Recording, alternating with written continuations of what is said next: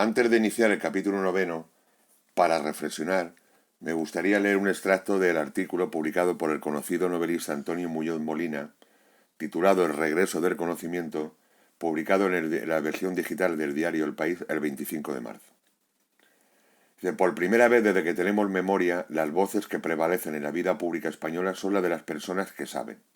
Por primera vez asistimos a la abierta celebración del conocimiento y de la experiencia, y al protagonismo merecido y hasta ahora inédito de esos profesionales de campos diversos, cuya mezcla de máxima cualificación y de coraje civil sostiene siempre el mecanismo complicado de la entera vida social. En los programas de televisión donde hasta hace nada reinaban en exclusiva charlistas especializados en opinar sobre cualquier cosa en cualquier momento, ahora aparecen médicos de familia, epidemiólogos, funcionarios públicos que se enfrentan a diario a una enfermedad que lo ha trastocado todo y que en cualquier momento puede atacarlos a ellos mismos. Nos habíamos acostumbrado a vivir en la niebla de la opinión, de la diatriba sobre palabras, del descrédito de lo concreto y comprobable, incluso del abierto desdén hacia el conocimiento.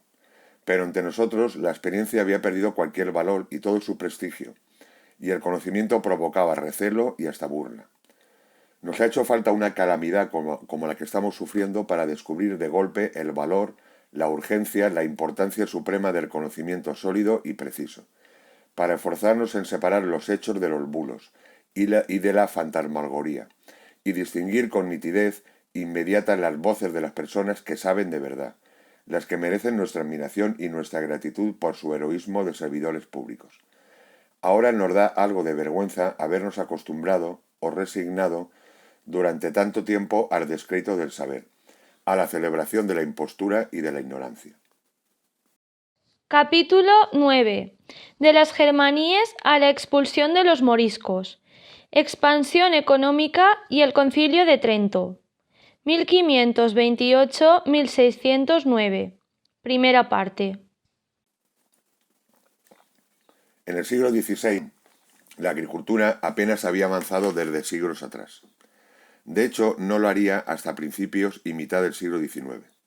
Se cultivaba especialmente para la subsistencia humana, cereales, preferentemente el trigo, olivar, higos, almendra y la vid para hacer vino. La única innovación técnica había sido la sustitución del buey por la mula, aunque esta última necesitaba grano y labraba con menor profundidad los surcos. Los nuevos alimentos procedentes de América que revolucionarían la agricultura, pero también la alimentación y la calidad de la vida, no se implantaron hasta muchas décadas después. Patatas, maíz, tomates.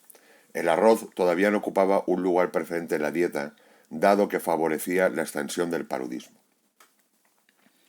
La economía de las sociedades preindustriales, aquellas anteriores a la primera revolución industrial de la primera mitad del siglo XIX, tenían un comportamiento cíclico muy similar. Épocas de buenas cosechas, acompañadas por la paz, incidían y ayudaban a un gran crecimiento demográfico, esto es, de la población. Mayores excedentes agrícolas favorecían el comercio, y el mayor número de personas el crecimiento de la artesanía.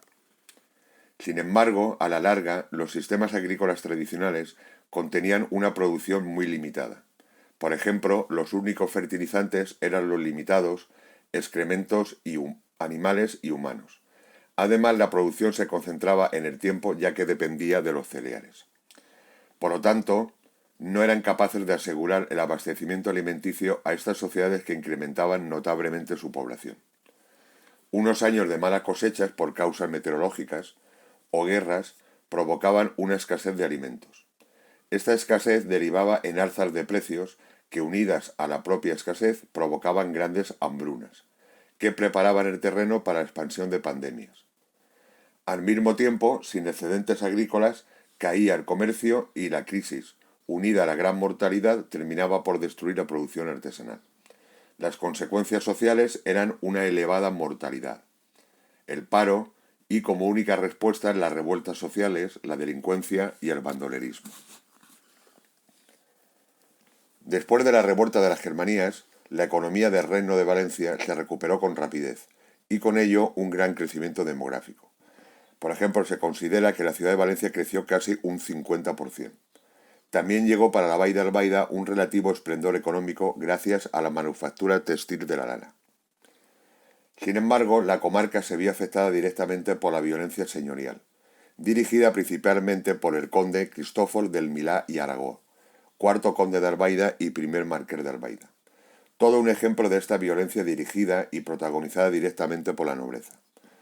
De hecho, el buen conde, cuando todavía era adolescente, dejó cojo a otro noble en un duelo en Valencia y a otro más le inutilizó una mano. En junio del año 1537, el buen marqués protagonizó un típico episodio de violencia señorial. Los vecinos de Lollería, ciudad real, se negaron a pagar la peita de sus olivares en el término de Albaida. El conde se quedó con su trigo. El batle real de Lollería, el encargado de dirigir la ciudad por nombramiento del rey, alegó que el embargo no había sido legal. Reunió a un pequeño ejército privado armado de ballestas, que era un arma prohibida por la Iglesia Católica, y condujo nuevamente el trigo a Lollería.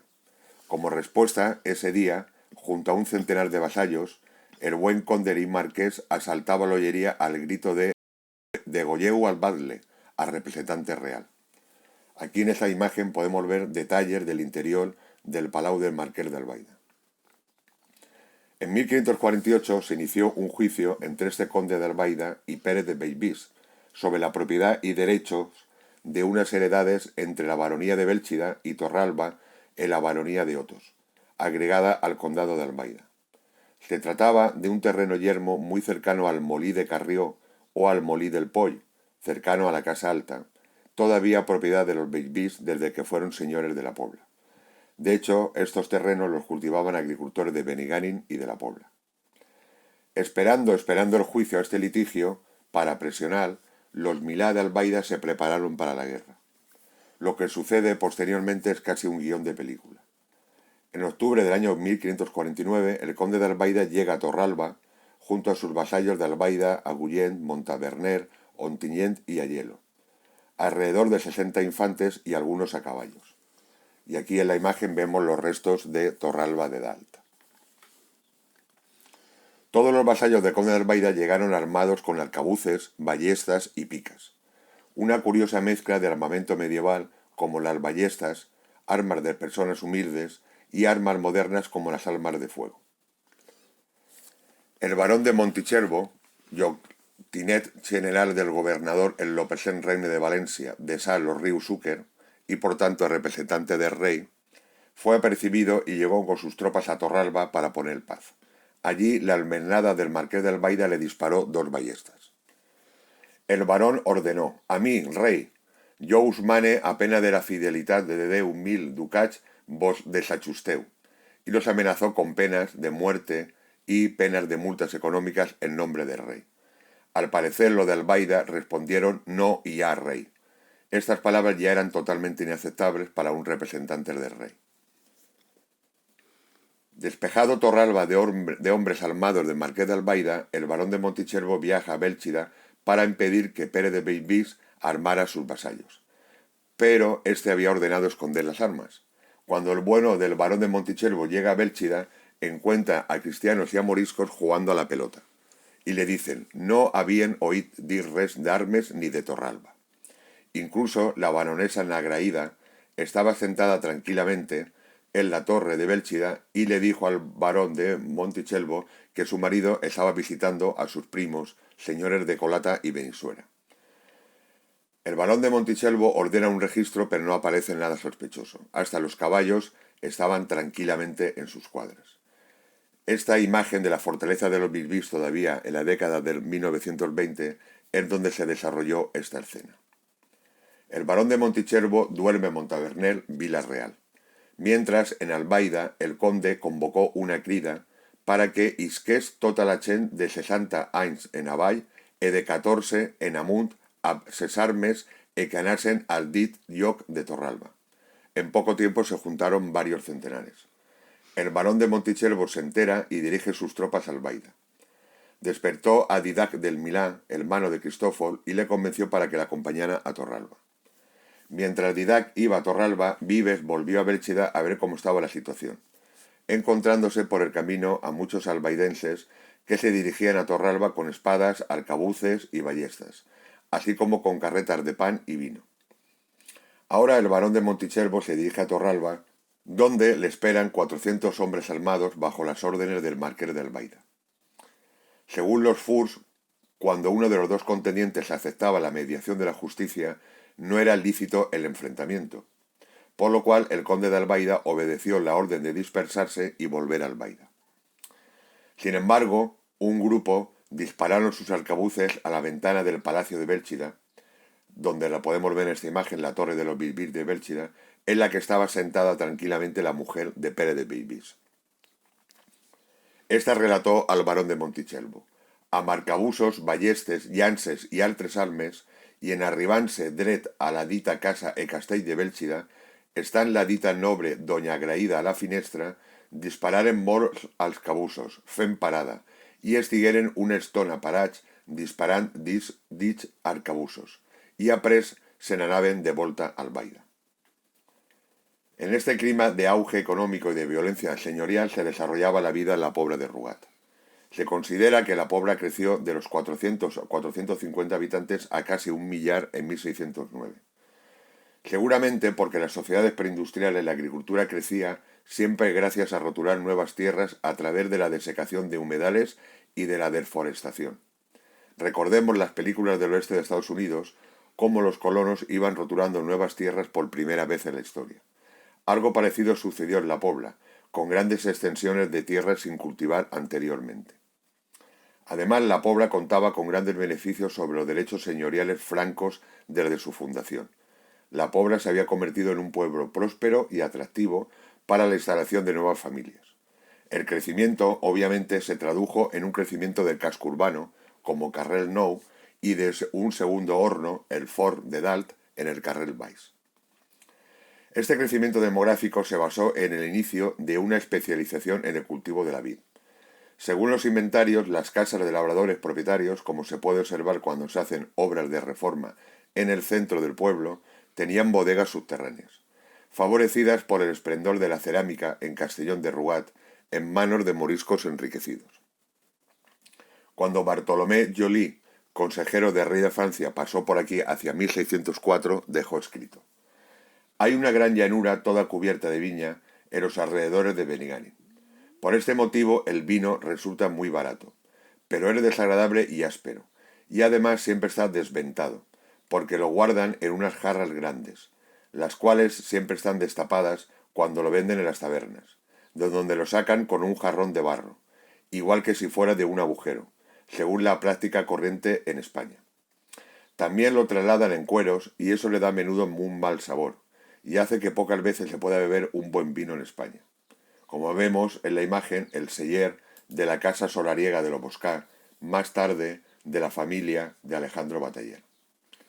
El esplendor económico también significó reformas en los edificios religiosos para adecuarlos a las nuevas corrientes artísticas, pero también como símbolo de poder y de prestigio social por parte de los que sufragaban las obras. Los duques borgianos de Gandía tenían el patronazgo del altar mayor de la Asunción y de las capellanías, por ejemplo la de San Vicente Mártir, patrón de Valencia ciudad. Por ello elegían al cura párroco en un proceso selectivo muy parecido a unas actuales oposiciones, por lo que la parroquia de la antigua Pobla de Rugat siempre estuvo dirigida por un clero con un nivel de instrucción superior a la media. El padre Antonio Sucías, a principios del siglo XX, escribió que la iglesia parroquial de la Pobla, se cree, por documentos que él pudo consultar en ese momento, comenzó a construirse en el año 1576. Es decir, que se reformó o directamente se derribó la antigua iglesia gótica. Una cronología plausible, ya que corresponde a la época del patriarca San Juan de Ribera, que es cuando se reforman las iglesias de Albaida, Benissoda, El Palomar, Benigànim o Montaverner. La Pobla ya había conseguido la estabilización de los linajes repobladores, como se puede observar en esta imagen.